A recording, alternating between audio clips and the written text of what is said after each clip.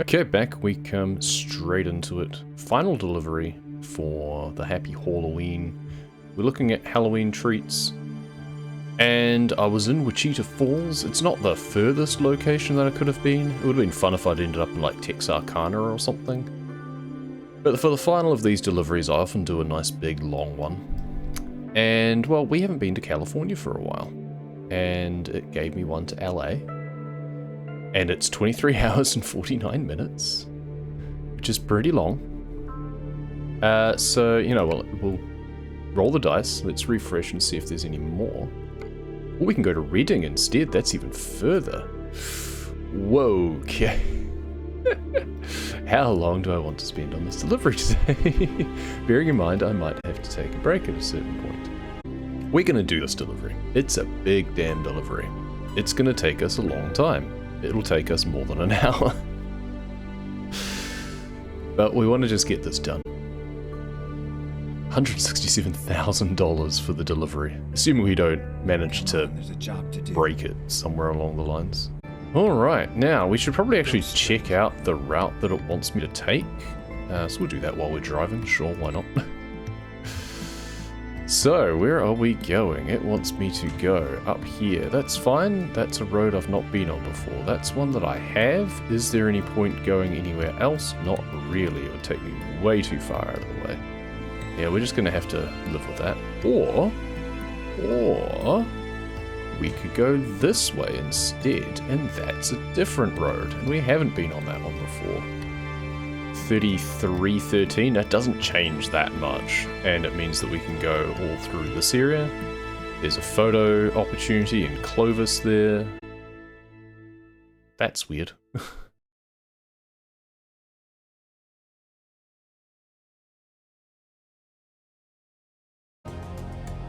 And then once we're up here, we're just on main roads again. That's fine. This is part of the California that I've been reworking anyway. Alright. Let's get on with it.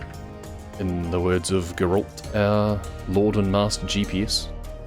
Time to hit the road. Time to hit the road. Get on with it. Go straight. Get to the point of setting cruise control. And a lot of this is just going to be Keep left. big, boring motorway driving, unfortunately. But that's a lot of what American Truck Simulator is, quite Turn frankly. left. Big trucks, big roads.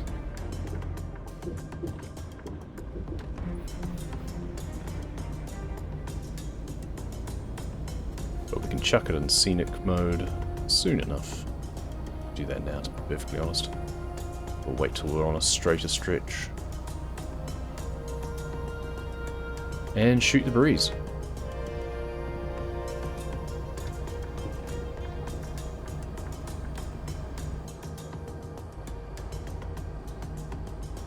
So, 52, let's crank up the cruise control to 66.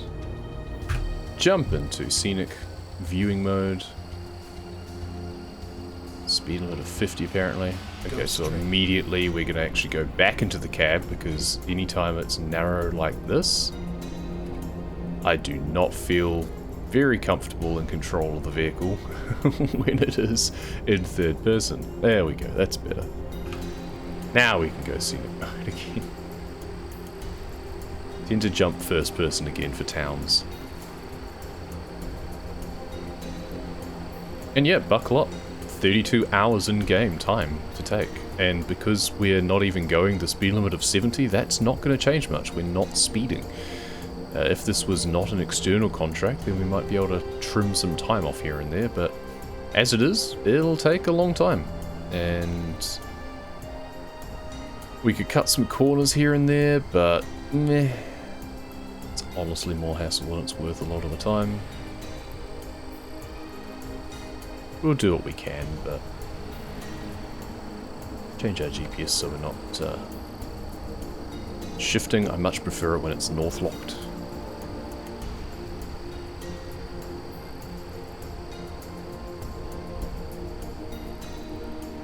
So I guess this back road that we've decided to take, that won't be a 75 limit. so we'll be able to go a little bit faster than we meant to. Trim a little bit of Keep time off right, our estimate. And then exit right. Hey, Cuba Gaming, welcome, welcome. Back to ask more about Subnautica. Right. This always happens. I play truck games and still end up talking about Subnautica. I can't get away from it. But that's fine because I don't mind talking about it. Even though I don't play it as often, it's still a game that I'm passionate about. And let's be honest, there's not a huge amount to talk about in terms of this game. This game is drive truck. Drive truck, try not to crash. I've been cursed indeed. How was my day? My day is okay, it's just getting started. I was originally going to do this last night, but I was too tired. My eyes were betraying me after a long week of staring at computers for work and play. Meant that I couldn't really sustain a late night stint. So we're here again. I had hoped to be back in the Balkans by now, but we're still doing the Hauloween. We're doing a nice big long delivery all the way to California from Texas, because why not? But other than that, I'm on solo parent duties today, so my daughter's currently fast asleep. I've got my volume of my headphones turned down, so I'll be able to hear if she makes noise. She's not far away, don't worry. In about an hour's time, I'll have to take a break in order to do family things, but we'll just find a place to park up, or we'll just be in the middle of the road and we'll jump into photo studio mode. And we'll just pause. Go straight. And due to the magic of editing, those watching on YouTube later won't notice the difference, so don't worry about it. Never played Subnautica casually for a long playthrough. I mean, I did originally.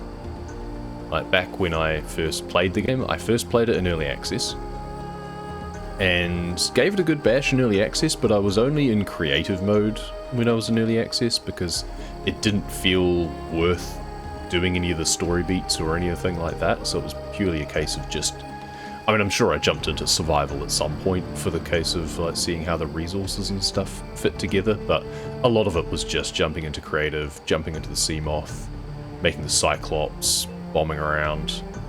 It was all very different back then. The Cyclops in particular was quite different in terms of its appearance and controls. I don't think it's going to discover anything for me even if I do this, is it? No, never mind. That rest area will remain undiscovered. Never mind. I can't remember how long it actually took me to do the do my first casual playthrough. But yeah, in early access, I got as far as, making the Cyclops, having a bit of fun, making some bases, and then kind of forgot about the game. Like, I got my money's worth out of it, because it's always been a really cheap game, that's the thing. It's like, people were making a big deal about Subnautica being free on Epic Games at one point. It's like a $20 game. It's, for the amount of time that you can put into it, it's really good value. Just like Truck Simulator, in fact. Just to bring it back briefly. But it was like a couple of years after it fully released that I finally got back into it. It was just staring at me in my Steam library, and it's one of those things that you take a look and go, huh, oh yeah, that's a thing. I think it was when I was looking at other games, I'd been doing some, like, trying to get all Steam achievements in various games, and saw that, oh hey, Subnautica, that's right. Oh, they've added achievements now because it's full release. I should give that a go. So I jumped back into it. Yeah, the bot's still broken. Bot never woke up. Here we go.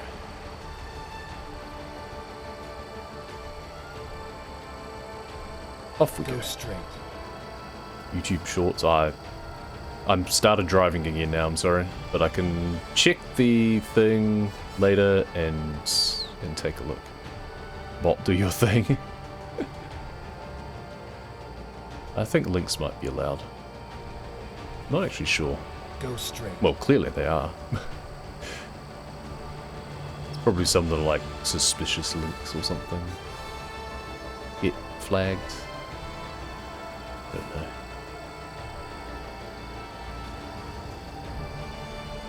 Yeah, I think it was because I was Steam achievement hunting purely for the sake of it, going through. It's like, oh, what games have I not played completely?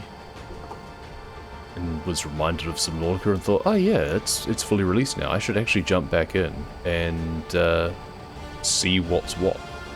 So I played through it casually for the first time. And yeah, it was good. Definitely enjoyed it. Built a base on the red grass. Interestingly, the place that I put my base is pretty much right around where we put a base for the sake of the speedrun, which is amusing. And then it got to the point that I wasn't quite sure how to progress, and I couldn't be bothered doing, like,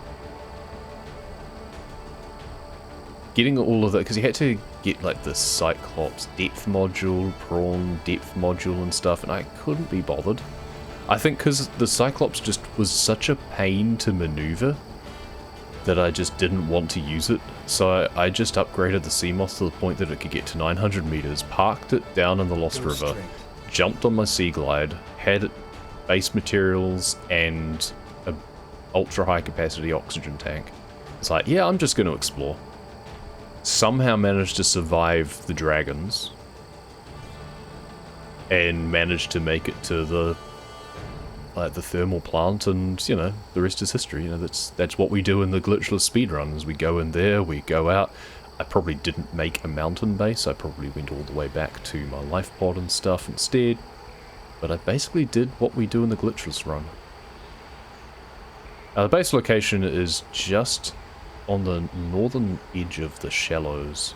There's like some rocky pinnacles, and you kind of put it around there in the speedrun. Yeah, that's basically where I put it in my casual as well. Okay, I'm not going to bother with that viewpoint right now. I'm sure it's lovely, but it's on the other side of the road, and I have to travel back the other side of the road at some point if I want to discover this area, because it's a split motorway. Even though the other side is right there, it doesn't count as being discovered, except for those small little bits where there's bridges and stuff. It's very strange. The Discord link also broke. Yeah, well, it's probably a dead link, unfortunately. I mean, I hovered over it and it looked like it was meant to direct to the right place, like it came up with my server name and stuff, but there's no guarantee that it actually works, I'm afraid. Because I haven't recreated the links for a while. It should be a permanent invite link, though. I don't know how Discord works. If you're on mobile, I don't know if you're on mobile or computer, but if you're on that, it might screw up. I don't know.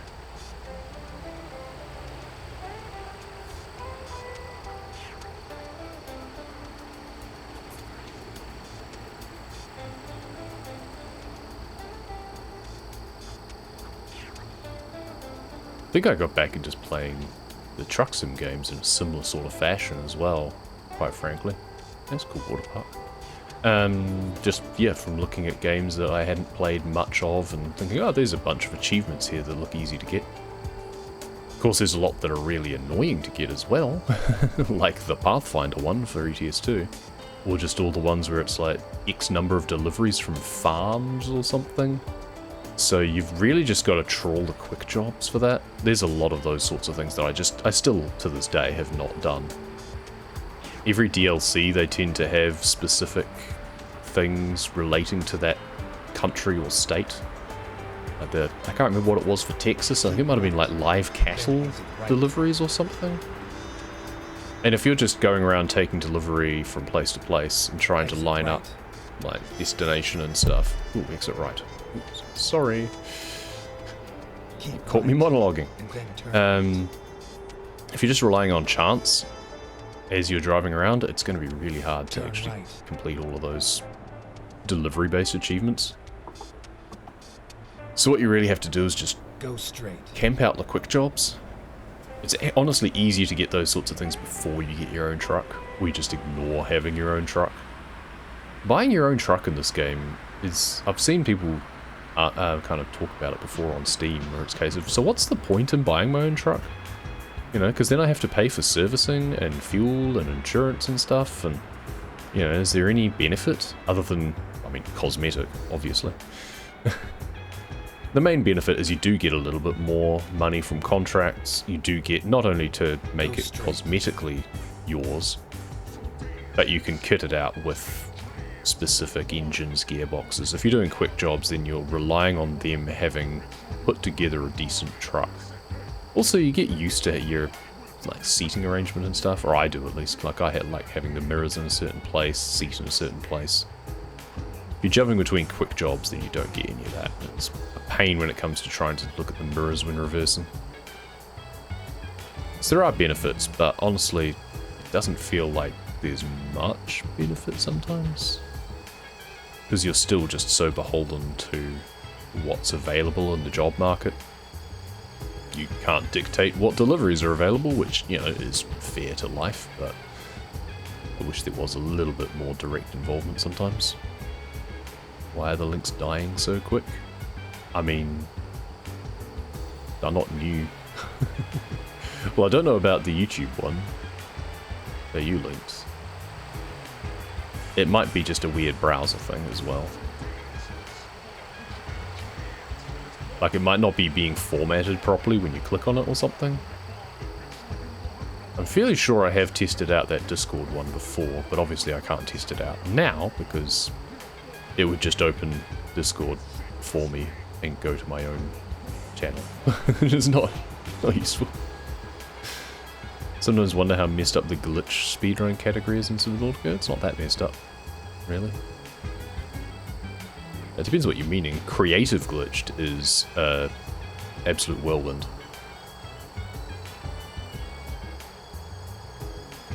You also have to downpatch to play with a lot of the glitches because they've patched them out, especially in 2.0. Most of them are gone now, which is annoying.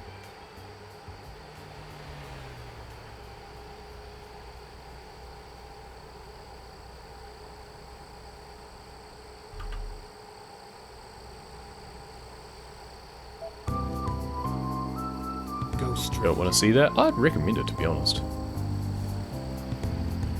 Creative glitched is fun. You fall through the map. It's freefall strats. You clip out of bounds and fall to the end game because they layered the map in such a way that the final zone is directly beneath the starting zone. Go straight. So that's kind of fun. Go to a certain spot and you can miss the inactive lava zone and hit the main one. Propulsion flying glitch is gone. Yeah, but that was never actually used in a speedrun, really. Oh, very, very small amounts in a couple of very specific runs. I think technically propulsion flying is the fastest way to do certain things in 100%. Where's the train? Can I do this? Just. Hey, we like to live dangerously.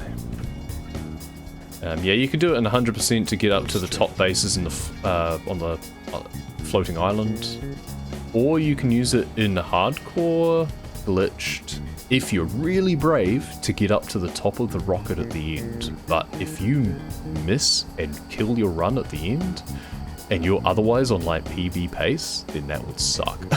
So I don't know if anyone actually does it, because it's not that reliable.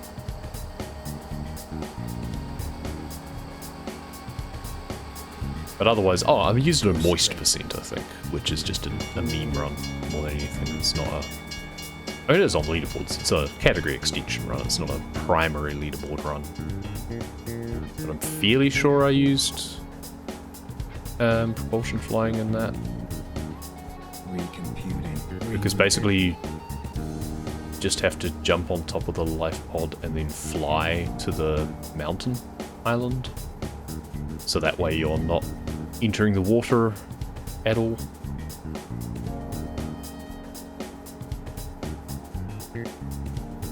The creative glitchless run is more engaging, I feel, than the glitched one. What is this photo for?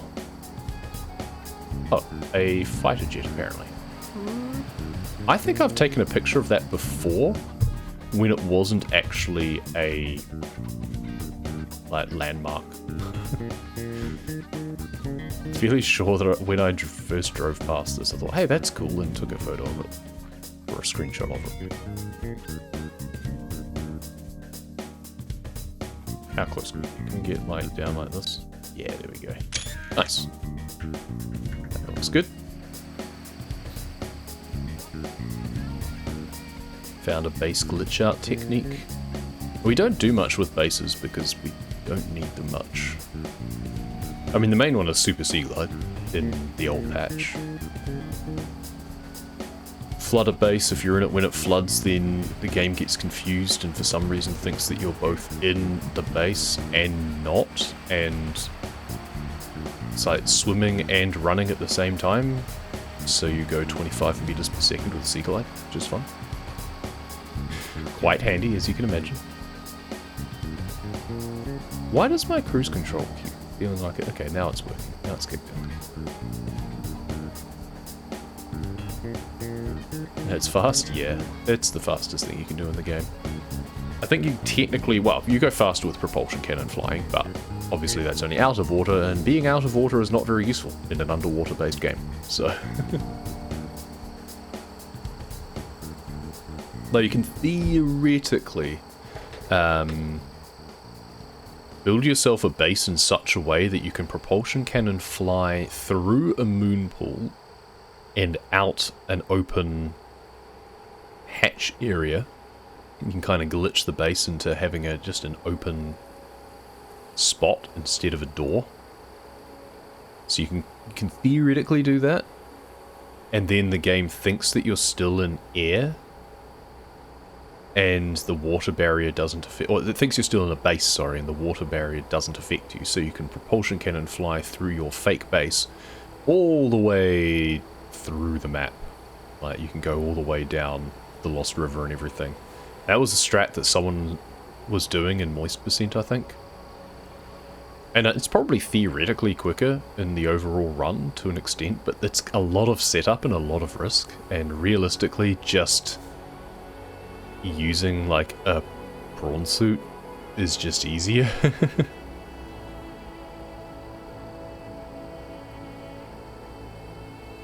It's more interesting, I'll grant you that. It's certainly more impressive. It's flashy. Rather than the simple thing of, hey, if it's a... if you're in a vehicle, then you're not touching the water, so it's a technicality. But still. Keep right. Cyclops glitch. I know there's some Cyclops glitch where you can, like, shoot yourself out of it or something. Like flashy ways of doing things. Yeah, a lot of the speedrun community is all about flashy stuff. Problem with flashy things is they tend to be high risk. It's a case of, yeah, it looks cool, but do you want to lose your run over it? Now, if you are of the demographic, like many speedrunners are, let's be honest, a lot of the speedrunning demographic is people who are like young, they're at high school or college maybe, or working some sort of like low hours job. Tend not to have to worry about too much extracurricular social, like, or extracurricular demands on their time. If you have a lot of time on your hands basically, and you don't mind endlessly resetting because you killed your run to something flashy but risky, then fair enough. I don't have the time for that. There's a reason I've not speedrun anything in ages, because I just can't take the time to reset all the time, because it'll be a case of when I get the chance to play something uninterrupted, I'll get the chance to do like a couple of complete runs at it, and that's about it. Otherwise, I'm having to regularly take breaks, and you can't take breaks in a speedrun. So you either do lots of short runs, or if you're doing any longer run, then you just can't endlessly reset.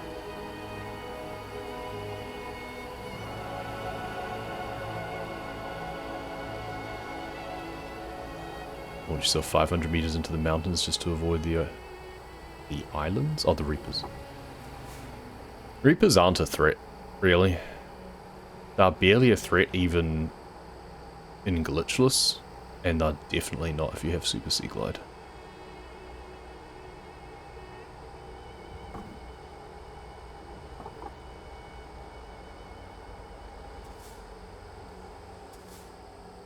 The dragons, on the other hand, they're nasty.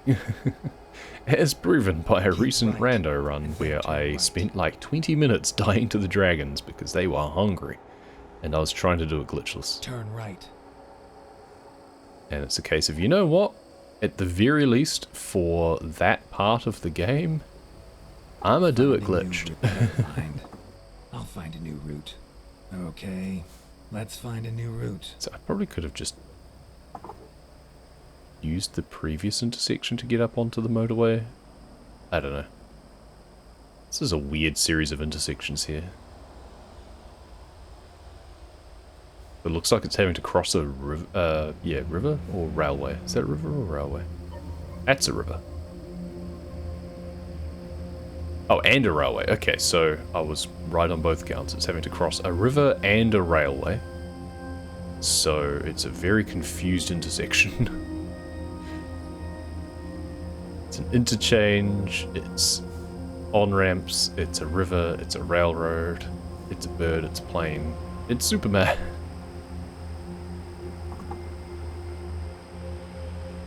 There's a sea moth and dragon animation before it got removed for obvious reasons. It wouldn't surprise me if it still actually exists, you just can't easily access it. They do still attack vehicles, I believe, even in creative, they just don't do damage to them. Like, in creative, you are invisible, but I think vehicles are not, I seem to remember. I don't know, they've always seemed to go after my Seamoth when I've been going through there in creative glitchless. Because the depth thing doesn't make any difference in creative. Like, vehicles just don't take that damage. So you just drive a Seamoth all the way down to the PCF. I mean, I've never stopped and parked and looked to see whether or not they'd actually bite my Seamoth or not, but... Albuquerque. 95 miles. Keep right, and then exit right. Rest area next right. See, I'm coming in here for the viewpoint. Right. It's a little bit early to sleep, unfortunately. I kind of want to, because I don't want to drive through the night, and I do need to rest at some point anyway. I'm actually going to need to rest twice on this run. This delivery is a long delivery. But let's look at this at least.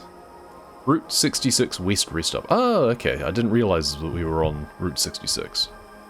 Nice. 1 of 4 ads. Twitch must be going crazy. Well, there's an easy solution to that. Just saying. You don't want ads. Subscribers don't get ads. But also, I'm not really talking about much of interest anyway, so... Nice spot. Nice place to spend the night with the sunset. Maybe we do just sleep from here. What is it? It's like almost 8 o'clock at night in game. Sleeping will take me through to like 4 or 5 a.m. So it'll just be getting light. So, I mean, we're going to be driving into the sun, which is a pain. It'll be kind of nice to be driving away from the sun instead. Hey, speaking of subscribing. God.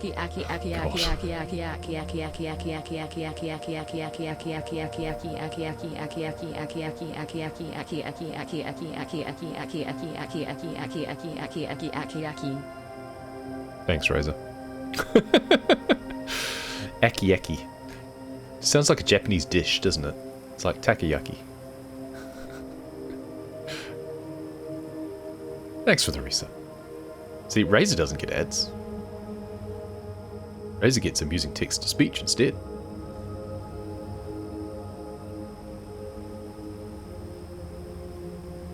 What are ads? I don't know. I've heard of them. I get a lot of them on YouTube, that's for damn sure. And unfortunately I don't make any money from them on YouTube. I don't think any get put on my videos either. I don't know how the YouTube monetization works. I'm not sure if it's a case of they'll put ads on them anyway, but you just don't get any money from them, or if it's a case of they just don't put ads on your videos because it's not worth it. Never quite understood how their system works. Because obviously I'm not really watching my own videos, so... Or if I am, it's as me, so... I just put them and you don't get anything. That sounds about right. And I still need like 600 subscribers on YouTube before I can be monetized. You need 1,000 subs to your channel before you can get monetized, just to get like 2 cents an ad. They're really stingy. Oh, I was going to sleep at the rest stop. Oh well, never mind. Next one, I guess. Next opportunity we have. We're just going to get blinded by the light for a while. That classic 60s or 70s hit. 80s? I don't know. Good song though.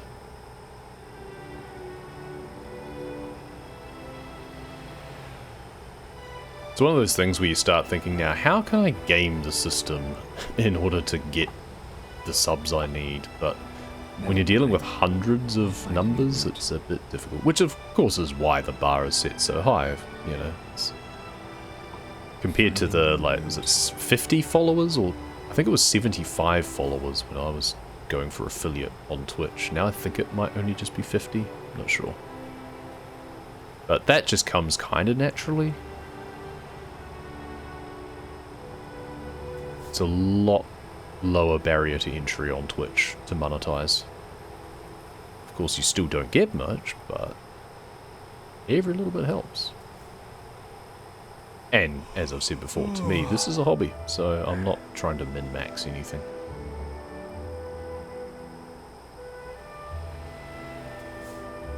But it would be nice on YouTube, the fact that I've got quite a lot of stuff there, and some videos have thousands of views. Not many, but some. Most have like a dozen, but...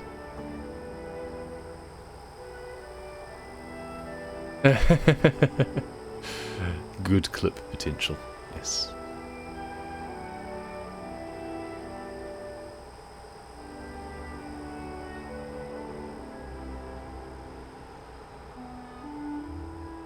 This is very suitable music for this sort of drive time. Just moseying through the sunset. Louisiana Boulevard. Keep left. This would be Albuquerque, I believe. Videos have like 2 views and you're happy. Yeah, and that's the thing, is I'm happy if it's just a couple of people happen to enjoy things. I especially like it when I get the occasional comment. That's nice. It's like, yeah, someone liked it enough to say something. But sometimes there'll be like questions that people will ask about things. And that's cool. I do like that. Keep left. Again, it's a hobby. A lot of it is for my own sake more than anyone else's anyway. So I want to have this stuff captured so I can look back on it and be proud of what I did at some point. It's kind of fun to reference things like the Power Wash Simulator stuff in particular, so I can kind of look back and go, oh yeah, I did this. Especially the like basic washer. The big eye. Well, it doesn't look like an eye, it looks more like a squiggle, but I do like the lighting. I was hoping to not have the light pole on the right hand side, that's fine, that'll do. This is probably the best time of night to be looking at this as well, because it's not so dark, still got a bit of backdrop, but the lights are on, so I can appreciate those, so that's nice. Power Sims on VR now? It is. Keep left. I don't do much VR these days. I would have to buy it separately. Is the thing. I mean, I think it's had VR for a while. I'll never look back because it's cringe. I don't mind a bit of cringe with myself. And also I can just mute myself, right? If I'm wanting to look back on things, it's just for the sake of looking at it specifically, not listening to it, just looking at it. I could honestly just do... I have wondered sometimes doing this sort of stream, and I don't know if there's a way to set it up that I could record it without my camera. I know you can split audio channels and stuff. I'm not sure if you can split scenes. Be like, record just the gameplay. I guess I could use a separate recording software for just the gameplay. And then have OBS streaming. So I'd be streaming one thing, I'd be streaming all of this, but then I'd just record just the truck driving and the music, and just that's the video. Because no one really watches videos on YouTube to listen to me waffle on about nothing, I'm sure. So just record the gameplay. Yeah, I think you'd have to do it separately, like use GeForce Experience or something to just record the gameplay, right? So you just have to use parallel programs basically, which extra strain on the system, but my CPU can take it. Bloody well better be able to. It's a 5600X. If it couldn't handle that, I'd be a bit worried. The main thing I've found that my CPU and graphics card will not handle lately is City Skylines 2, because that's a uselessly optimized game. CPU was like capping out, and graphics card was sitting at 80% utilization in the menu. So useless. I don't know how they managed it. It's honestly kind of impressive, but in a rather depressing way. You have to just drop, and that was after changing it to be Windows 1080 instead of full screen 1440. Just starting a new map with nothing really on it, and graphics card utilization 93% on a 4070. What? But it's not doing anything. And it doesn't even look that great. Like, it's not photorealistic or anything. The water looked nice, but the trees look rubbish. I should stop there for... I keep getting distracted and not stopping to sleep when I'm supposed to. Okay, I can see some services coming up here. We're going to stop at the next one. We have to. And then I'll actually take a short break as well. And go check on Miss, because I haven't heard anything from her. I imagine she's probably still in the same place, fast asleep on her side, but I will go and check.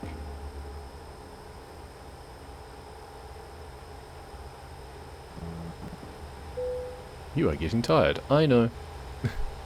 Again, I was hoping to actually do this delivery last night, but I was getting tired in real life.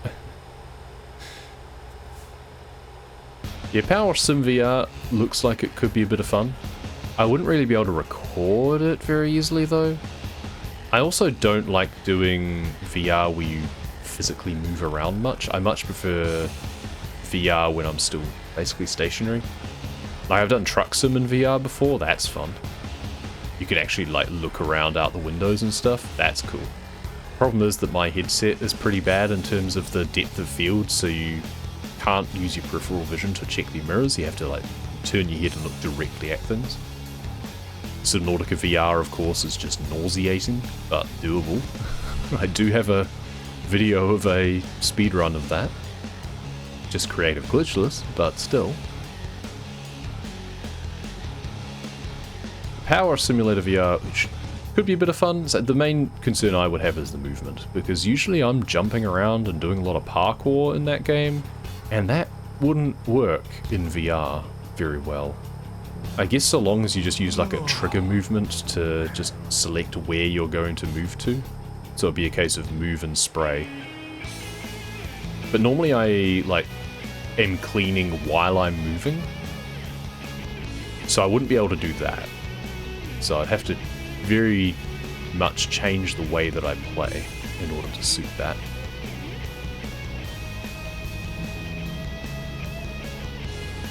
Got a bounce to get dinner going, fair enough. I'll send clips. Excellent. I'll be taking a short break soon as well. It's not quite 10 o'clock. But we'll see what's up. So if I just go off here, there is gas station. I am also getting low on gas actually, so that's kind of useful. Let's go off here. Is this Gallop already? Oh, we've actually come quite a long way already, it feels. Oh, we've got a very long way to go.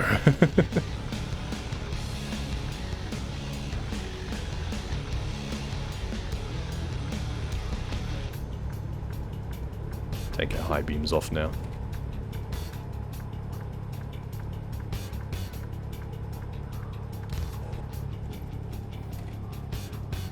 Rerouting.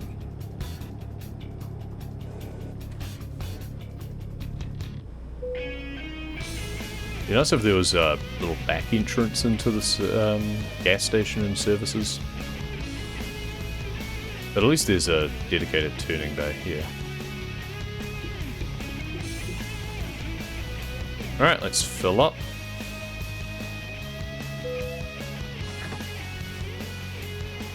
This should be enough to get us all the way to the end, maybe? Oh, oops. That's not what I wanted to do. I wanted to press the other stick.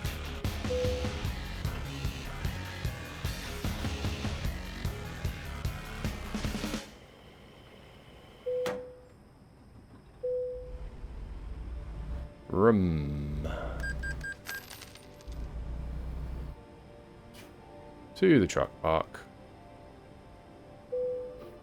Stop. Rest. Perfect. Alright. Well, we're going to take a short break now. So we're going to go photo studio. So that way time doesn't move and you get to look at something slightly more interesting. Unfortunately, you can't get rid of the bit in the middle, but it's slightly more interesting than the menu. There we go. Very nice. I'll be back shortly. Right, time to get moving again. We've got a long way to go. We are going to be having to take another break in a little bit of time. But it doesn't need to be immediately. So if my daughter's fast asleep, there's no point trying to get any morning tea into her. Hook up her pump and stuff separately, but it was late starting for breakfast because it takes a little bit of extra time when it's only one pair of hands. Normally I'm getting her out of bed while my wife's getting stuff sorted. Then turn left. Oh, I was meant to go up there. Oh well, we're going this way now.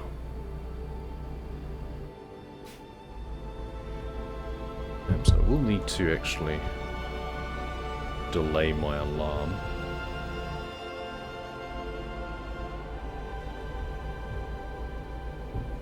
Do.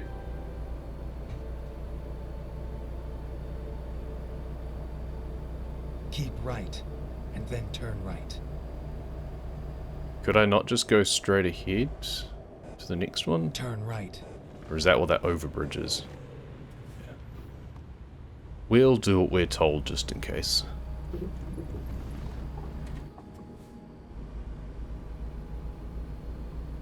Since we didn't do what we were told in the first place. Ready to turn left. It's an interesting monument or something up there. Weird that it's not a photo turn left opportunity. So it looks like a landmark.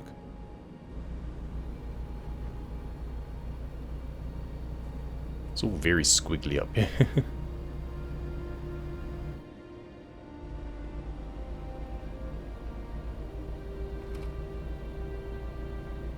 So 21 hours in game is still like an hour in real life, by the way. This is a long drive. Keep right.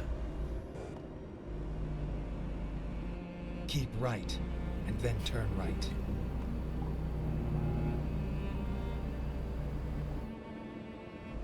So it would have kind of been fun if it was like from all the way from Texarkana, from one border to the other essentially. I mean, we could have just gone to LA as the other option, which would have been slightly quicker, but when the Reading delivery came up, it's like, wow, I've kind of got to, really? Just got to take the longest delivery available, just for fun. Can enjoy the diversity of scenery. It's already changed quite a lot since we left Texas. Now going through the desert. It's kind of desert, but not. Like, there's a lot of grass and bushes, so I guess it's not technically the desert per se at this point. Oh, and just up here there was a resty. So I stopped back at that rest area and slept. I mean, I needed fuel, so or I was coming close to needing fuel anyway. Keep right. And then Oh, I exit wonder right. if that road is one that I could have driven on as well. That looks like that there is actually a way. Exit right. Or is it blocked off up here? Ah, it's blocked off up here. That's a shame, to be honest. I feel that that would have been Turn useful. right. Let's take the photo from here. That would have been kind of cool as one of their bonus roads. Yep. Red Rock Park. Don't need to mess around with that. It's picturesque enough without me messing with times or anything.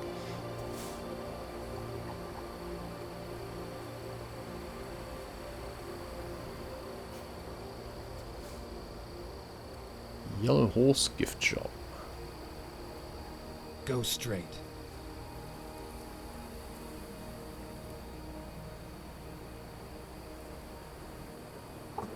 Let's park up at the viewpoint. Bonk. There we go. Arizona Welcome Center Rest Area. There we go. Lovely. I would like to go there in real life.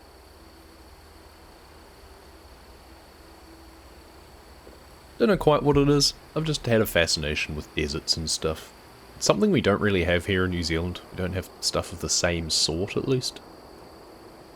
We have desert areas, but they're high altitude, sort of grassy tussock deserts. They're not rocky, dry deserts. So it's a very distinct biome.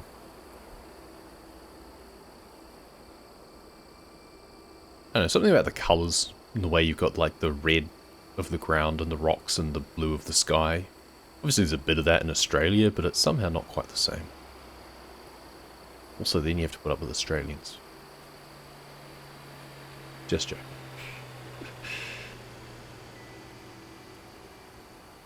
And then the alternative is you've got to put up with Americans if you're in Arizona, so, you know.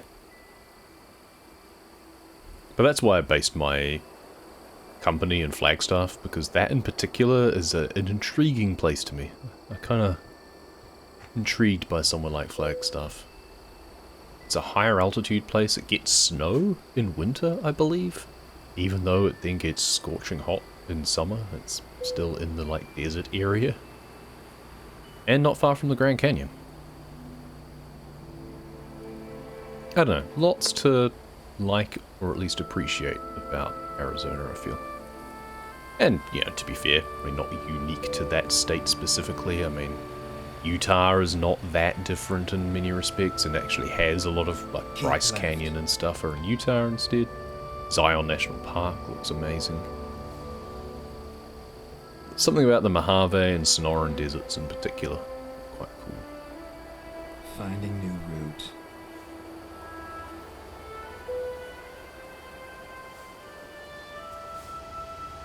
We'll be good and stop with the scales. There you go.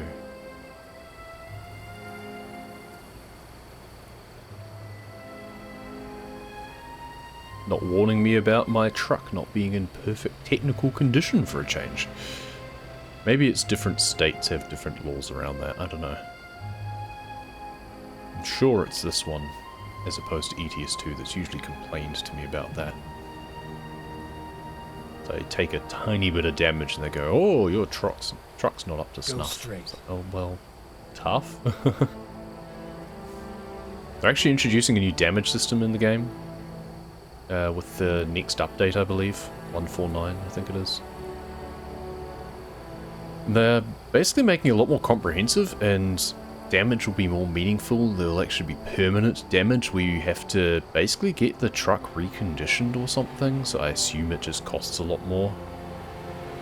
I don't know. It's kind of weird. It just feels like for beginning players, it makes it more intimidating. And for experienced players, it's just not even relevant, because I can generally afford to replace my truck every day if I want to, just based on AI income. Unless they also add that sort of thing into AI trucks, that they have to cost a lot more to maintain. And then it just becomes a bit too much like spreadsheet simulatory. and just micromanagement, and that feels like it's not fun. So, I don't know. If it came to that, then it would be a case of, well, I guess I'm just selling all my other trucks, and I'm sacking all my drivers, and I'm playing this solo after all. And then I'll just have to be a lot more careful about my deliveries, and make sure that I earn more than I need to spend on repairs. Or, more likely, I just find a way to edit my save game file and give myself a ton of money, so I just don't have to care. If they're going to make the damage system more comprehensive, I doubt it will, but I would really hope that it comes with an option to just turn it off. Like, embrace the fact that there are people who play this game more casually, and don't want to have to deal with that sort of thing. Like, I've generally defended the fact that damage can't be turned off simply because it's a case of, well, just don't crash then. Because the consequences aren't that high even if you do. Especially if you're just doing quick jobs. Because then the damage isn't yours. And I guess that's the answer for people playing more casually, is just do quick jobs. Don't get your own truck. Or if you do get your own truck, use it sparingly. And still primarily just do quick jobs for income and just use your own truck to explore. Because you can't do quick jobs and external contracts, I think. Yeah, external contracts you'd have to have your own truck. Surely. So that means that a new player, brand new player, you have to at least get to the point of buying your own truck before you can partake in these sorts of events. And that's a pain. Like, it is a case of then you just have to drive carefully for these sorts of things. And not take a delivery that takes 30 hours. I would recommend.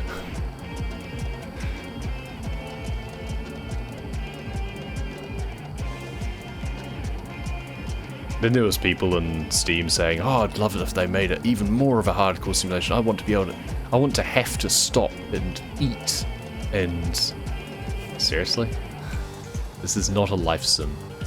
Even games that are more of a life simulation generally don't have that, unless you want to do like full survival game.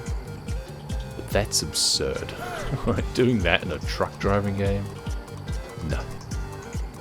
Either say, oh, I want to have to check all of the fluid levels and everything.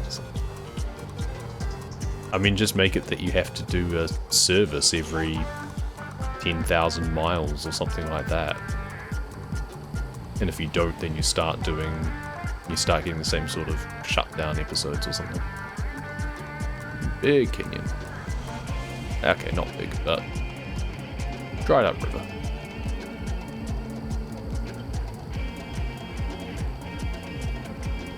Yeah, I can't say I'm enthused about new damage ideas. I'm also bringing in like a used truck dealership sort of thing, where you can kind of get a bit of a kickstart on some upgrades, I guess. Again, seems kind of pointless.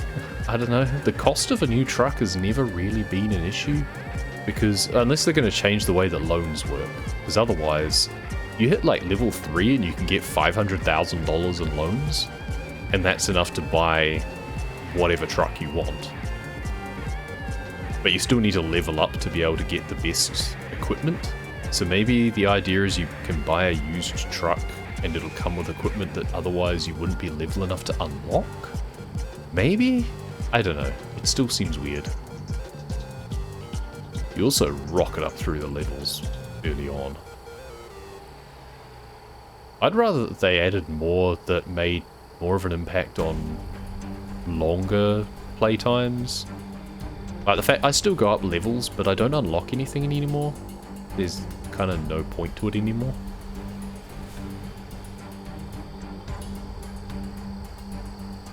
I must just need to change the experience curve overall so you don't rocket up so many levels. So I shouldn't be level 47 or whatever, just make it that I'm still only level 20.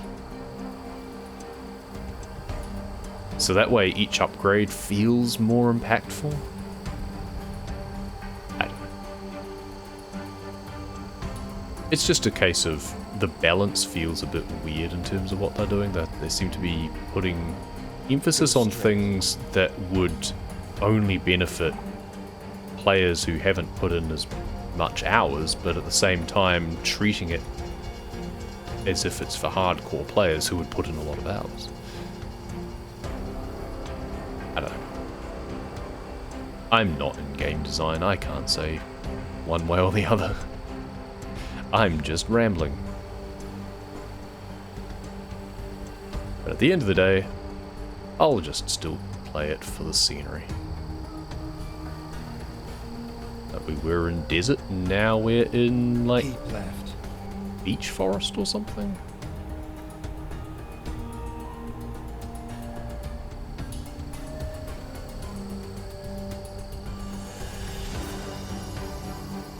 Oh, goodbye Flagstaff, we didn't actually stop by, but that's where my home garage is. That's the closest we've come to it for a while. Since they stopped forcing you back to your HQ every time they did a map update. That was something that always bothered me. Now they have it that, okay, we're killing your contracts and we're going to tell you to fast travel somewhere, so at least we're resetting you to a specific service, but you get to choose where, based on where you've discovered. You get to go to a particular city. And that's much better than always going back to your origin garage. Because you can set your HQ wherever you like. And you might end up the other side of the country. That happens so many times. I'd set myself up for a new DLC, right on the border of the new place. And then, oh yeah, that's right, I'm back in Flagstaff again. And you can just immediately quick travel, but it's just a pain. It's never made much sense to me why they have to do that.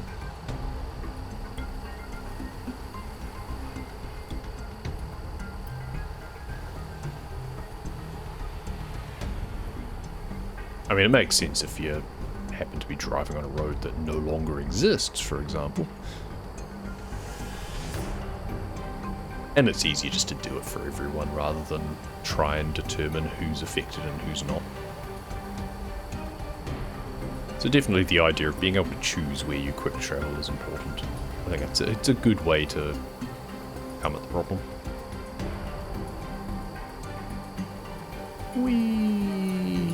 Go straight. We actually get to go faster than 65 because gravity doesn't have a limit.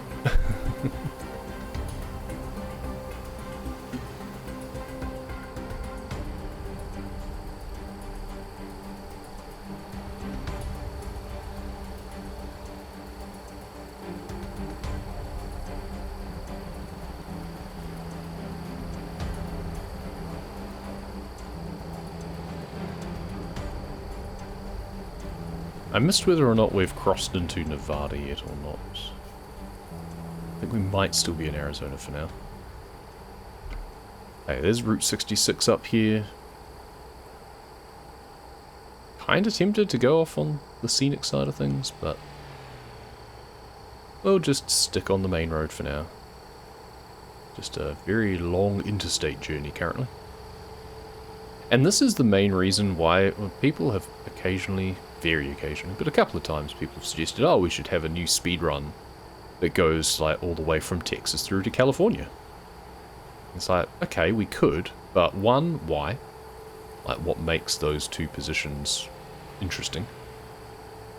And two, it's gonna be boring. Like, most of it is just interstate driving. And you're just going max speed the whole way. And it's not like it's that risky because you've got big shoulders either side, so you're not really at risk of traffic in most places. There's a few areas, sure, that it narrows down, but it's just not that interesting. Need to find some route that would be a good way of showing off some of the new areas that would be a little bit more interesting. I mean, we could go border to border already. You can do like from the most southern border point, or the bit closest to the Mexican border, all the way up to the bit closest to the Canadian border, which would be all the way up in, like, is it Montana? Wyoming? I can't remember which one the northerly one is. My memory's horrific. Or like salmon in Idaho, or up to the north of Washington, something like that. So we've got that option.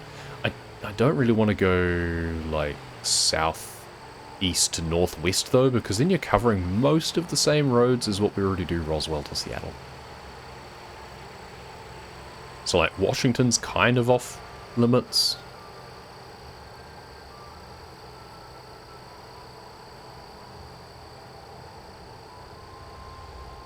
And of course then you're alienating people who don't have all the DLC, which is a shame, but at the same time, you can't really stop that. They are released enhancements to the game after all.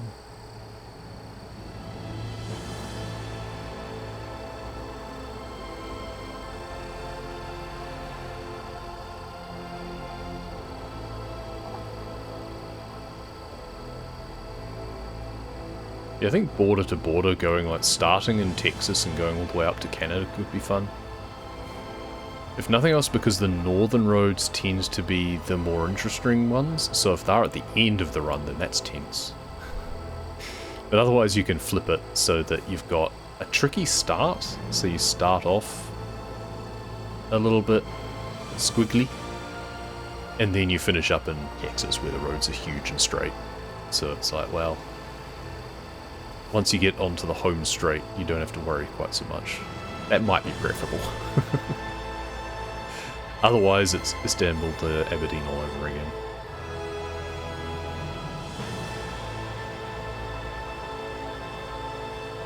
Kingman.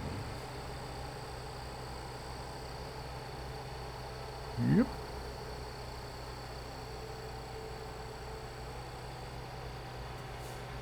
Go straight.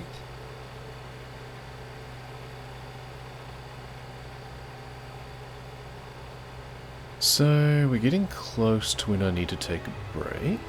So I'm scoping out for places that would be a good place to stop. There is a service station around the corner, looks like, on the 40. But it looks like it might be on the wrong side of the road, which is annoying. No magic, just science. Absolutely. You know what they say? I can't remember the exact quotation, but it's like, go straight. Science that can't be explained as indistinguishable from magic or something. Basically what it comes down to. Let's not drift into the median. Just wanted to adjust my thing here. And see, there is a little rest area off to the left up here. Looks like a little monument or something that I've not been to before. And once again, we're in the desert.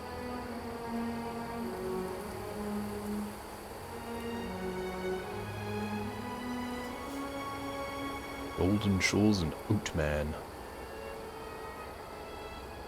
Oatman sounds like a really crap superhero.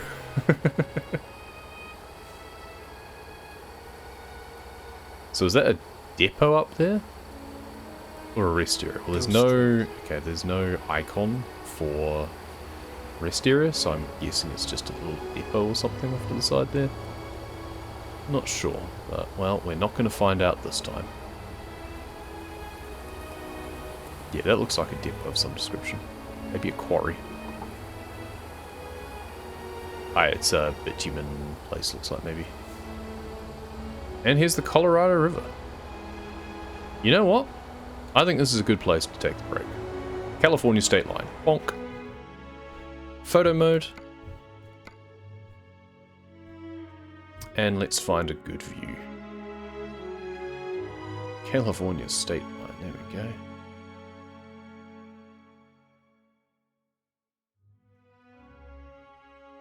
Go this way. Or we could look the other way, I guess. Does it look better looking this way? Okay, yeah, that's actually a more interesting view, isn't it? Oh, big pipelines. I didn't realize those were there. Okay, so back we come. And we'll have the California state line. Alright, back to driving. Make sure I'm on the right window. Get out photo mode, and on we go. Not quite as big a break as I initially expected. And because someone else is still fast asleep, so not much point trying to feed her.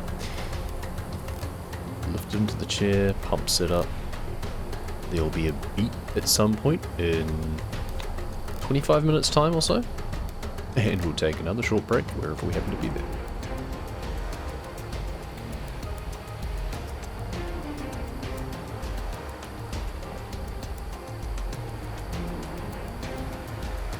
Car zone. What about truck zone though?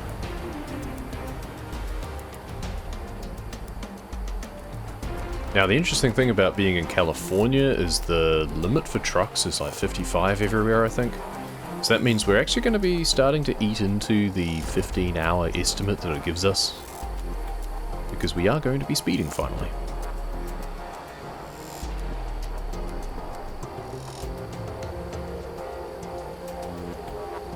Gotta say, 55 miles an hour on roads like this over these sorts of distances, God, it must suck being a truck driver in California.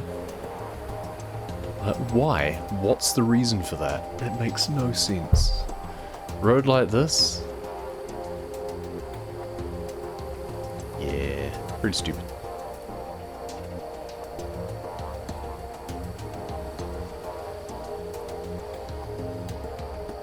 I mean, not that I can even do 55 up this gradient, it seems, but we're staying at 58 for now. There's a plane or something flying over I saw earlier. You know, one thing I'd like them to really do is make the birds better in the game. Like, they're just blobs. I think they're meant to be condors or something, but they're just blobs. Either make them look better or just don't bother.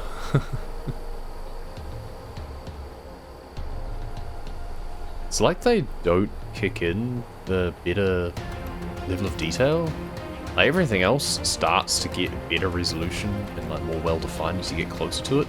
They just never seem to get better defined at all. Like I'll be driving underneath these birds shortly. Do they ever get more detail? Maybe, but by the time you get close to them, you're underneath them, so you don't notice. You can't appreciate it. So what's the point? I feel they're a small enough thing that if you just rendered them at a higher detail immediately, it wouldn't matter.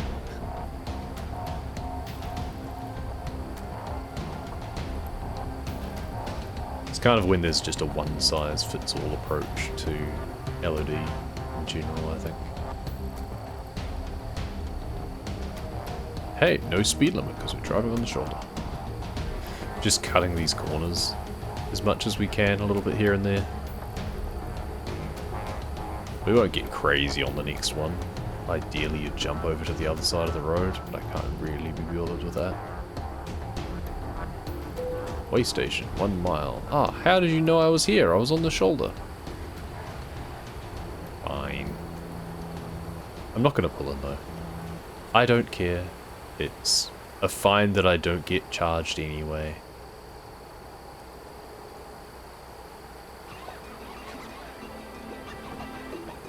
Someone's awake.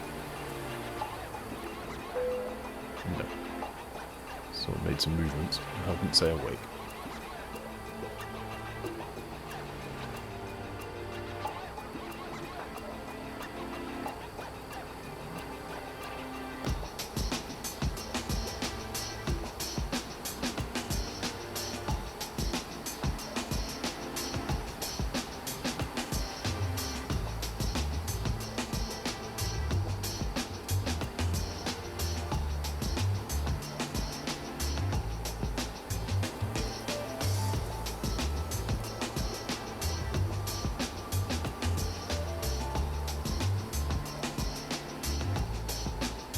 I do like these plants. Are they pipe organ cactuses or something? Not sure. I've got lovely flowers on top.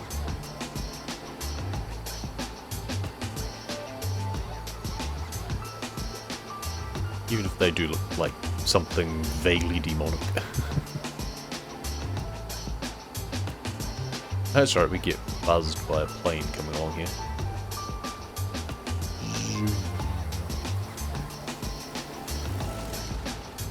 Vaguely hear it.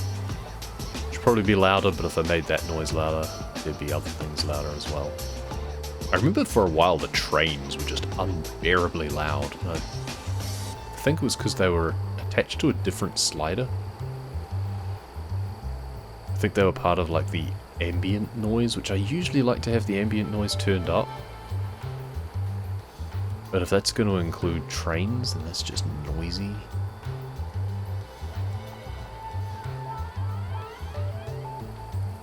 It's a case of, I know it's not, but having the train noise tied to the traffic volume would make more sense.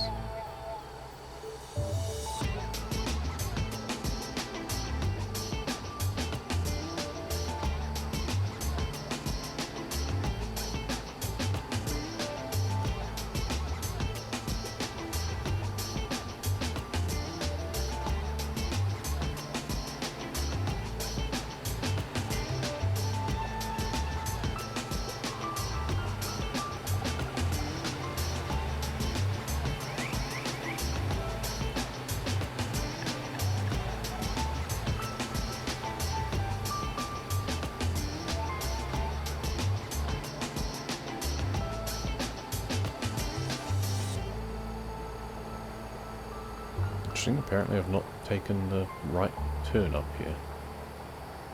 But nor do I want to, so... Unless there's a way that I can get across the median immediately. Which I'm not optimistic about.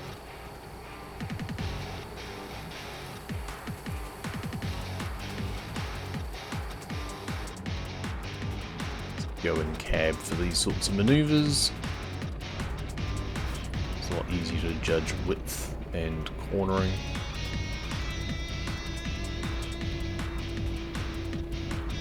Inside. In there. Lovely.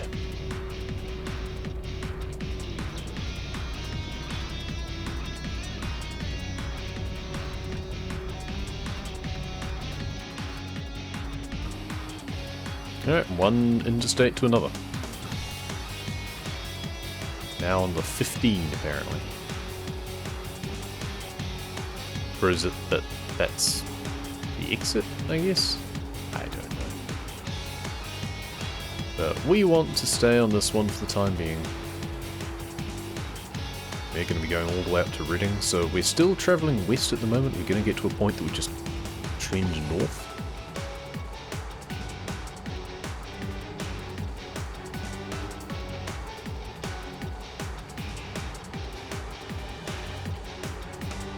Also going to get to a point that we're going to have to take another rest stop. So what happens when you drive long distances? Imagine driving so far in a single delivery that you have to stop to rest twice. We have 5 hours before we need to rest absolutely, and 12 hours on the delivery. It'll also be a case of stopping us having to drive through the night. Hey, Joshua Trees, I think. Have fun. Exit right.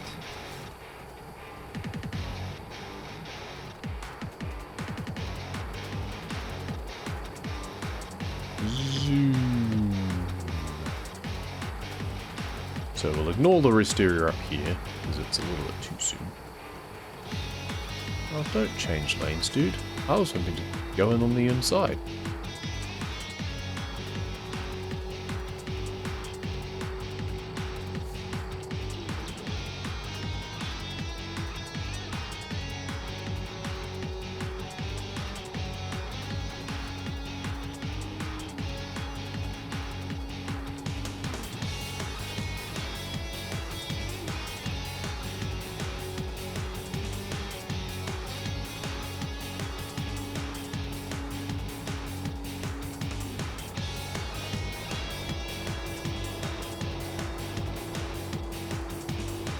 I love this road through here.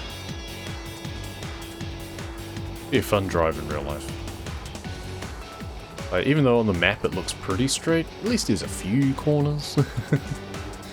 A few dips. A few dips and dives and squiggles. Slightly more interesting.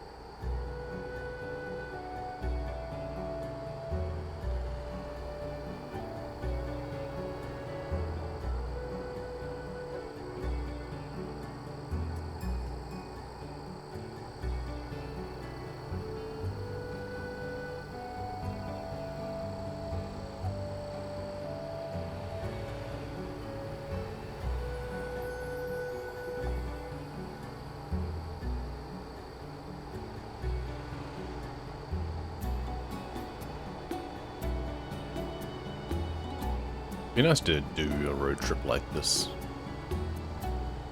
Obviously, I'd break it up over a lot more days. This journey that we're doing would be something that you'd want to take like a week to do.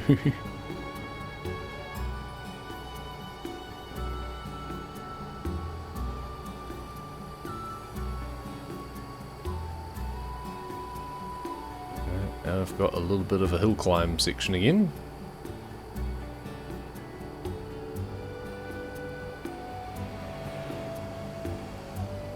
Come on, 58's the road number, not the speed limit. Tumbleweed. It's far too bright for some reason.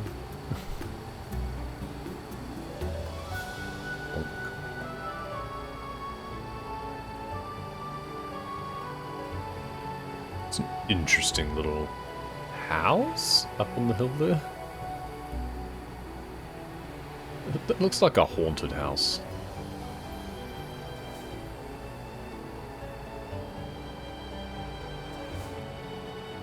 Something straight out of Casper or something.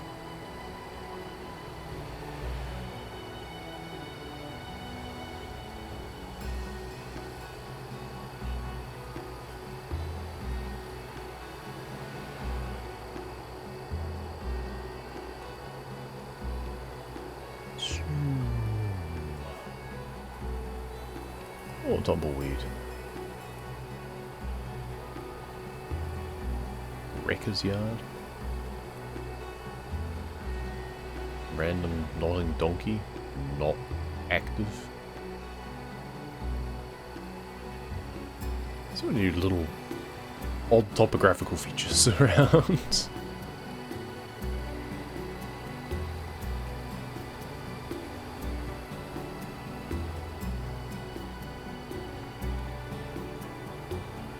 Interesting. Seems I've not discovered all of the things in Bakersfield. I don't even have the garage in Bakersfield, it seems. Huh. Okay. Oh, maybe it's new. That makes sense, because that road is completely grey, so that might be part of the revamp. Maybe they added the garage here. That would make sense. Well, one day I will come back here and I will purchase that garage. Today will not be this day. Yeah, sorry. I was trying to sneak in on the inside, but kind of didn't work. I should have gone into first person view for driving through here. I usually do. It seems Bakersfield is the place to come back to.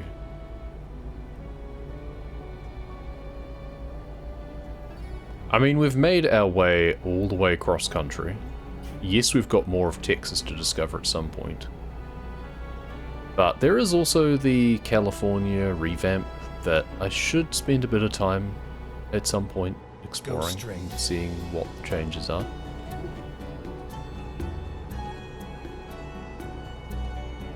I mean, we're doing a delivery to Get ready Reading, to turn right. so that means that we could take a Yuma delivery. Because there's the Reading to Yuma Turn speedrun, right. so that could be kind of fun. Interesting to see how different it is on, like, the current version.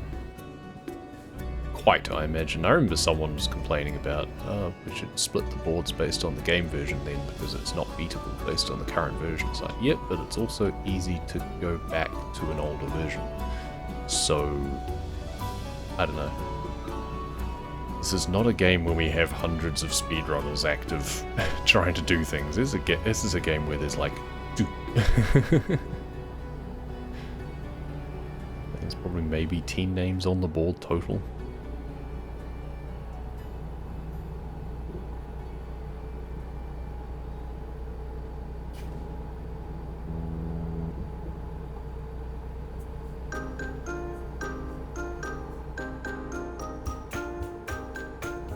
I mean, the main fundamental difference previously was the pre-scale, post-scale, the fact they rescaled the map. Originally, the scale for American Truck Simulator was quite different. It was much more condensed. That was really early on, though.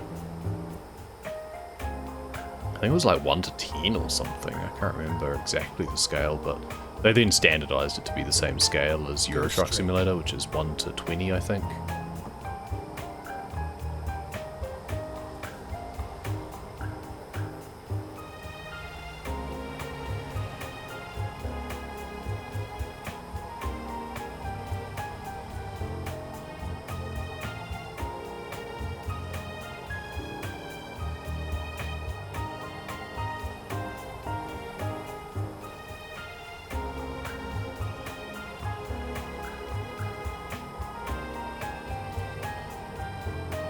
So now we're at the point that we're going north. That was the transition point, basically. So we're going to be on the lookout for a rest area at some point, 2 hours 39 before we're obliged to stop. If we stop a little bit sooner, not the end of the world, so that way we can make sure that we miss driving through the night and just get ourselves settled. And just have a final lap to the finish. Maybe even take a little bit of time to explore some of the other new roads, but I think we'll mostly just focus on getting to Reading, getting the delivery done.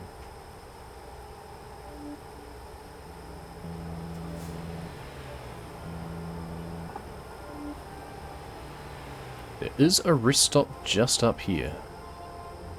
It is off the side a bit more. Let's find a new route.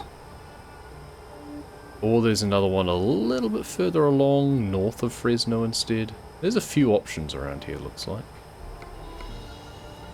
I think we're not going to take this one immediately off to the left.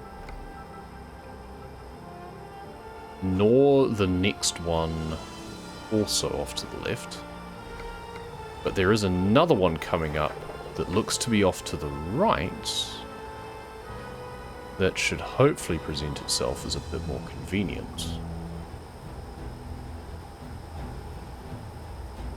And then we get to enjoy the sunset, but not the nighttime.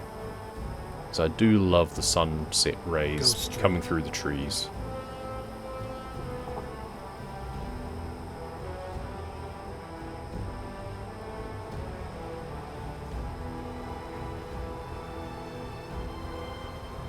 Now it's a case of how do we get to the one that's off to the right up here, and can we even get to it from here? Or have we missed our chance? Maybe we could only get to that if we'd been off back further. Yeah, because it's that bridge up here, isn't it?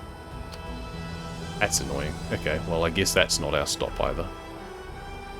And in fact it's just a gas station, there's not even a rest stop. Okay, never mind. Well, that was poorly determined. I should have actually looked at the world map properly, instead of just relying on the in-truck GPS. Oh, we're not at red yet. We can go a little bit further along. I'm sure there's something further along. We'll wait and see when it comes into view on the GPS.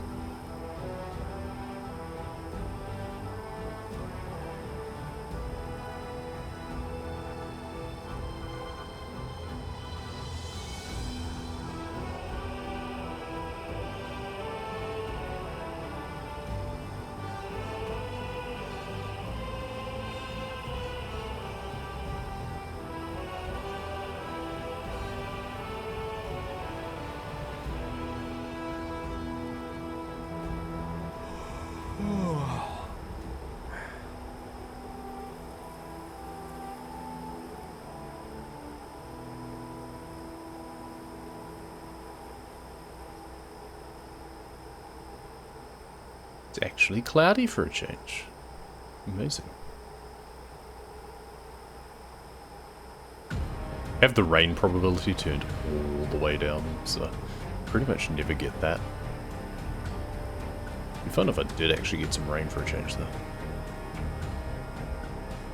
Oh, there's the red bed icon, so we're now into the final hour or so of our allowed... Yeah, hour 19. It's weird. I guess it's an hour 30 or so it must be when it ticks over. Go straight. It's kind of weird that it doesn't tick in at an hour instead.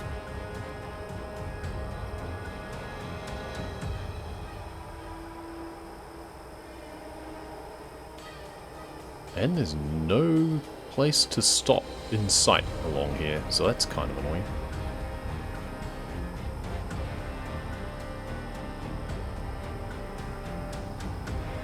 Seems we should really have just gone off back at whatever that was, Fresno, I think. Oh well. Never mind.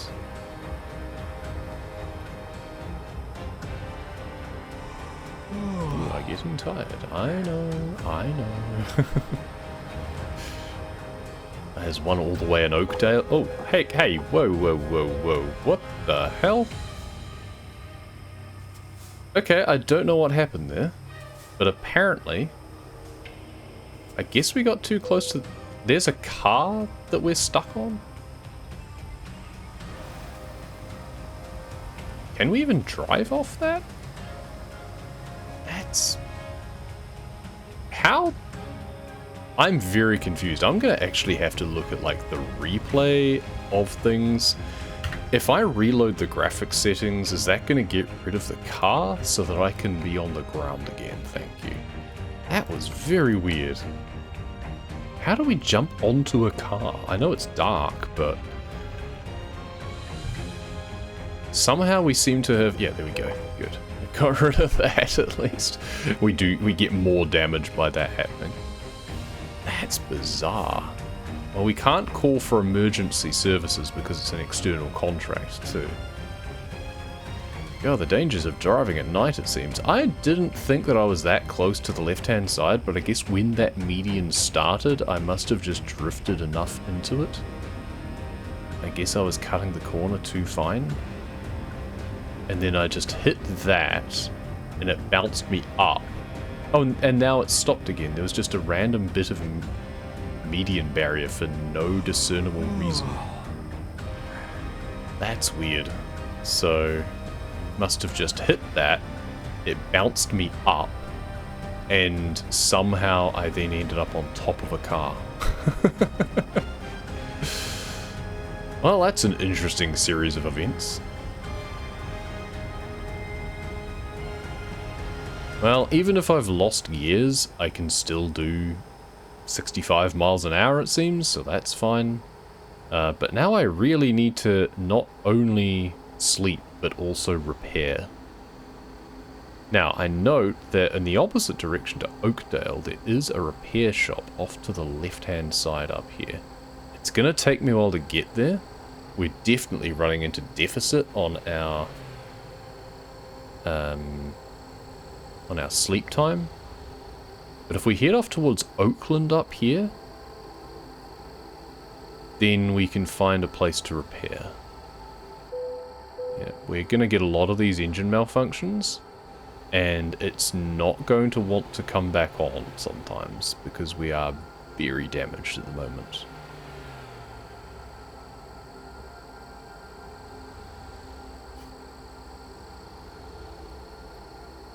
Okay.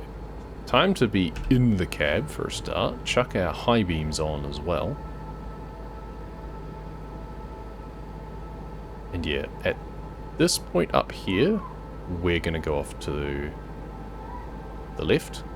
Also, I hear that someone has now woken up, so we're going to need to take a longer break. But first, let's get to safety, shall we? Let's limp our way to the services and at least get that resolved. It's at a point now that if I take more damage, it kind of doesn't matter.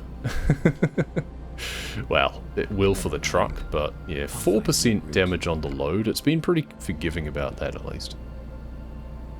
It looks like if I just kept going straight north, it would have been like I'd have hit something as well that I could have repaired at. There's another services to the north. But it only just came into view. But there's a truck dealer up there. Oh well, we're committed to this now. I mean, we could get on to the 5 up here as well if I really wanted to resume that, but I think we just go through to Oakland. Looks like there is a new bit of road north of Oakland anyway that we'll encounter sooner than any new roads that we would otherwise have been on. So let's just keep going this way. Rerouting. Adds another half an hour or so to our overall estimate. That's fine. We don't really care about that. We've got plenty of time to play with on that score. The important thing at this point is getting to a place to A, sleep, and B, repair. This is a pretty boring road anyway. I think at the best of times this is basically just driving through farms, so we're not missing too much by driving at night. I definitely should have slept back further though. I should also have not crashed into a median barrier, but you know, what's done is done.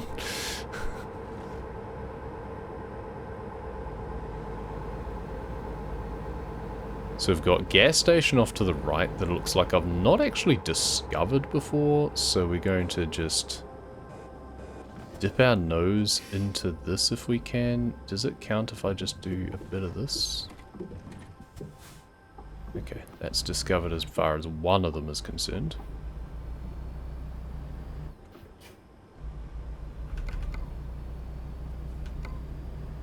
Okay, and then we've got the services to the right, and then get ready to turn right. I've actually got a truck stop off to the right here, rest area. So we're going to stop, we're going to rest, make it daytime, and now we're going to go across the road and repair.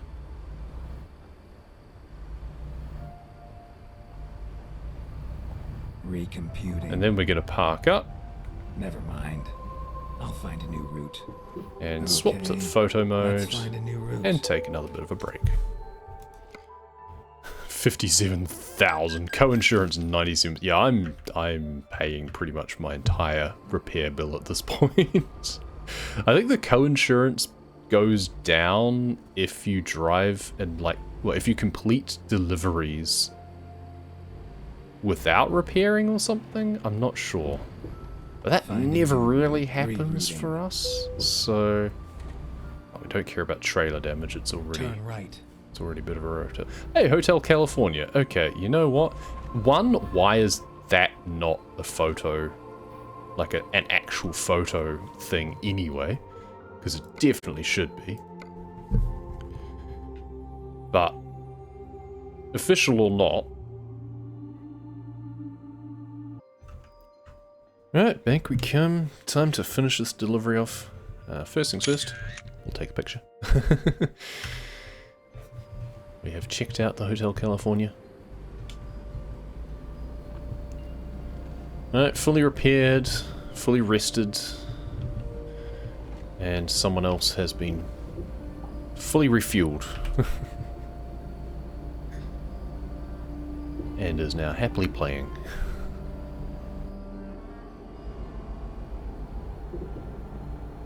So we can take the time, Another 20 minutes or so probably to get this delivery done. This is a little bit more interesting scenery coming this way as well. I mean, we were kind of forced to come this way, or not forced to, but we opted to come this way for the sake of going to the services. We're gonna do the old up and over trick here because we haven't previously, it seems. We also haven't done the bit across the top of the bridge before. Oh well, that's fine. This whole road up here has completely changed apparently, so we'll have to come back here some other time anyway. So this is one of the new pieces that they've done in California since the inception of the game. Being one of the older parts, they came back and redid a bunch of it. Kind of weird in some ways because it wasn't nearly in as bad a state as the older parts of ETS2 were. And yet they still haven't revised the UK in ETS2, even though it's in dire need of redoing. Oh well, because no one really cares about Britain.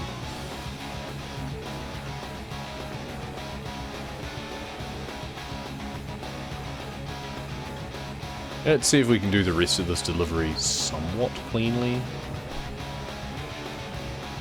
Already taken a bit of a thumping accidentally.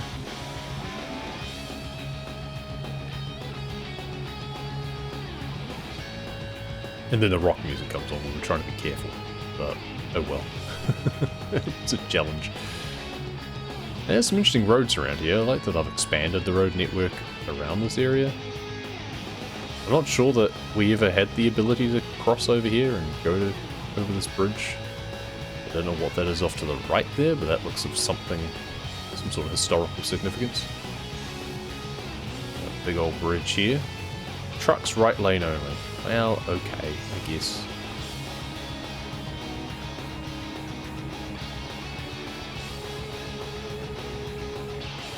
E-toll cash. Oh, it's a toll thing up here, is it? E-toll cash trucks wide load use right lane. Are we gonna have to stop because it's? No, we're not. Excellent. We can just drive straight through. I love those toll booths that you don't have to stop at. All of them in the game need to be like that. Thanks.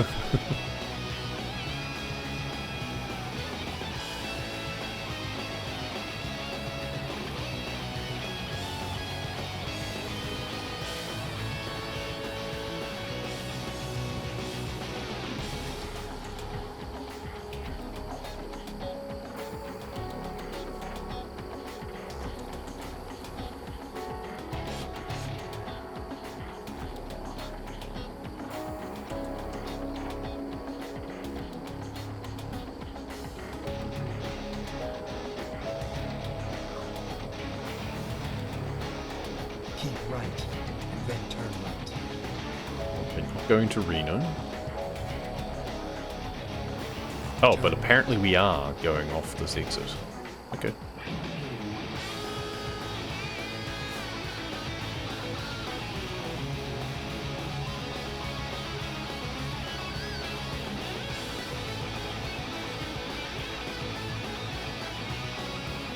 I completely lost track of where I am. Oh, that's Sacramento. Okay, and we're going round Sacramento. We were originally going to be going straight through it, but we're now skirting the edge. That 121 looks interesting, but it looks like it doesn't go anywhere. I guess that's just for forestry or something. Weird that it doesn't link across to the 5 in any way. That's a little bit annoying, quite frankly.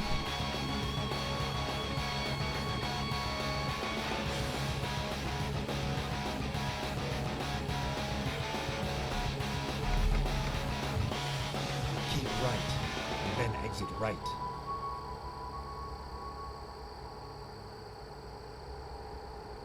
Exit right.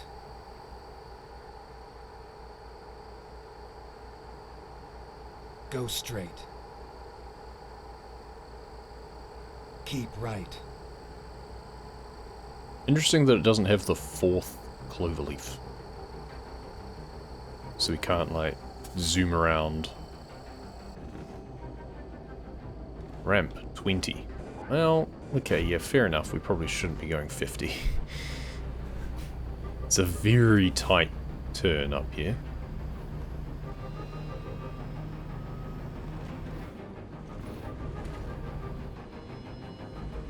Keep left. Could probably have done 30 though.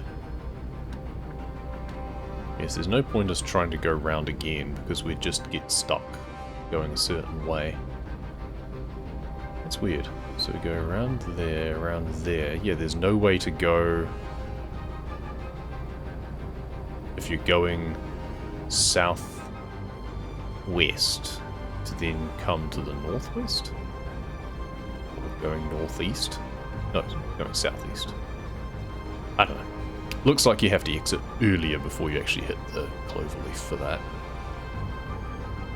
Kind of strange, but whatever.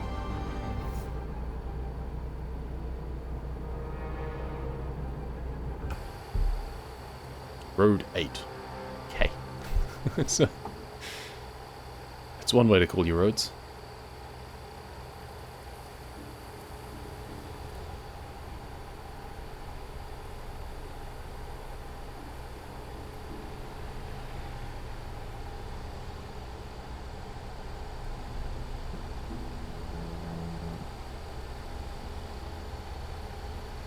$107 miles to Reading. 141 for our delivery though, because we're on the northern side of it.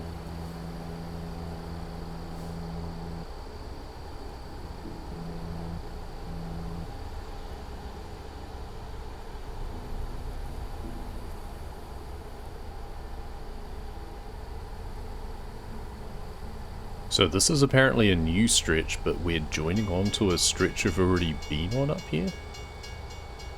That's odd.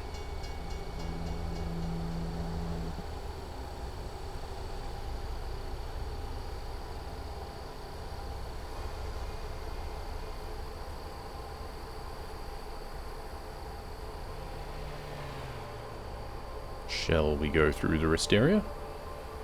I think so. And what's the betting that it's one of those stupid ones where we'll go through part of it and then find that we've got to explore more of it? Never mind. I'll find a new route. Yeah, like the road around the outside looks like it's separate, so there's still half of that's undiscovered because of how it's been split up. Of course. Heaven forbid that they make it all one piece. Excuse me.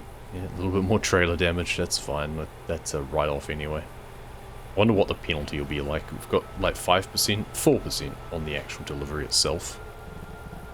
So out of $167,000 possible, it'd be interesting to see what profit we actually make. We've already had to pay like 60 grand on repairing our truck. Because somehow we hit a median barrier that we didn't even see.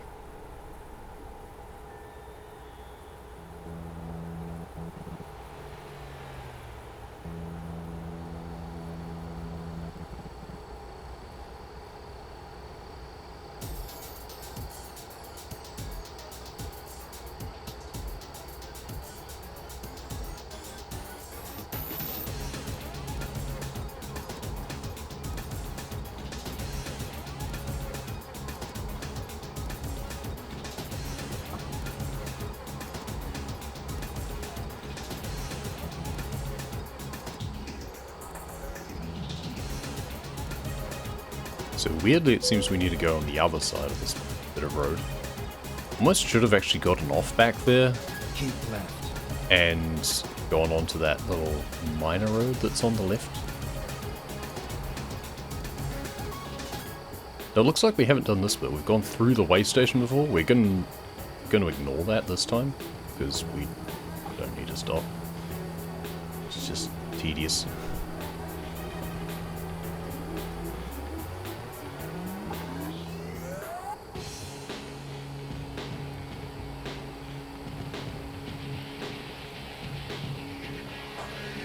And then there's a, like, tiny bit across both sides of the road that shows as discovered, and then the rest is completely undiscovered. So, huh? I guess they changed bits of it up to this point. I'm so confused by what they did here. Seems there was a little bit of road still shared the same signature. In terms of, like whether or not it had been discovered or not. Well, this is now Reading. It's a lot more established than it ever was. There's the Sacramento River. We still own the garage in Reading, but it's now off to the right over there. I'm sure it used to be off to the left. It was like on the western side of town on a little ring road or something, and now it's off on the eastern side. It's weird.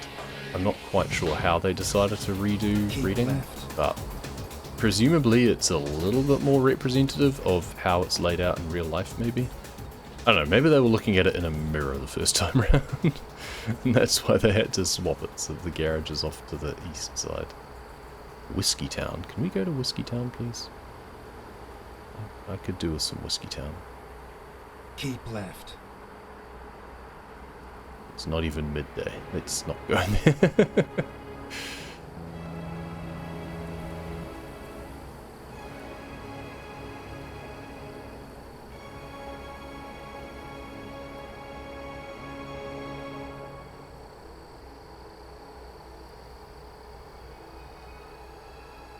But like, why is Reading now almost as big as LA? That's what I want to know.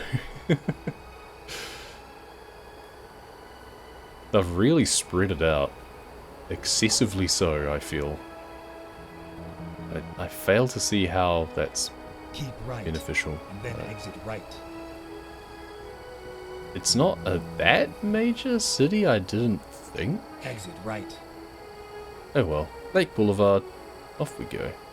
We're almost there now. 24 miles. Keep left, and then We're turn on left. the final stretch. Turn left.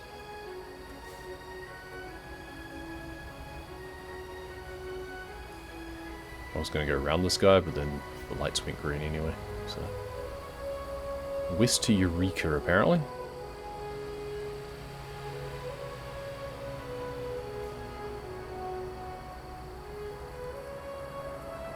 Nice big colourful water park off there.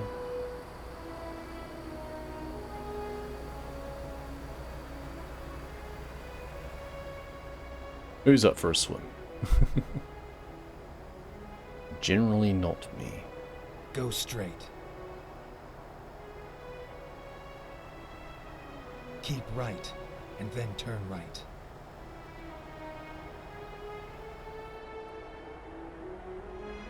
Turn right.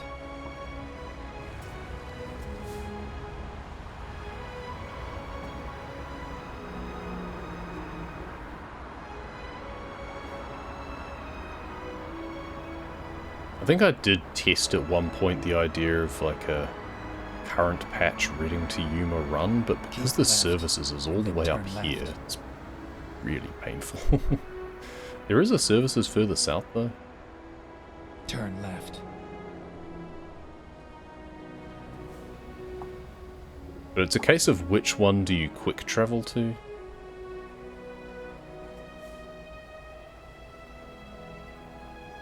Go straight. And that I can't remember, but I feel that it was this one that you quick travel to. Now, that's a truck dealer as opposed to a services, so maybe not. Turn right. If you just turn off the Freightliner truck DLC, that one wouldn't even appear, so it can't be that one. You have arrived at your Or destination. shouldn't be that one. Your route guidance is now finished. Let's play it safe. We've screwed up enough of this delivery already. But we have come a very long way. 1337, time to drop it off. Elite delivery. Fantastic. That's old internet speak. Hauloween treats from Wichita Falls to Reading, 1830 miles. Yeah, a little bit of a... Basically, we'd negated our long distance delivery bonus, but we still made a bundle on it, so that's decent. Yeah, time taken, 2 hours 19 minutes in real time. That, yeah, took a lot longer than I expected. But that's alright. We are now done with Happy Hauloween. Fantastic. And we'll see the rewards another time, probably. I'm not sure we'll bother redeeming things right now, but we've got the hanging toys. The community goal is almost certainly met by now. It was at 600,000 miles a few days ago. So we had a 10 days to spare on this, basically. But we wanted to just get it done. Cool.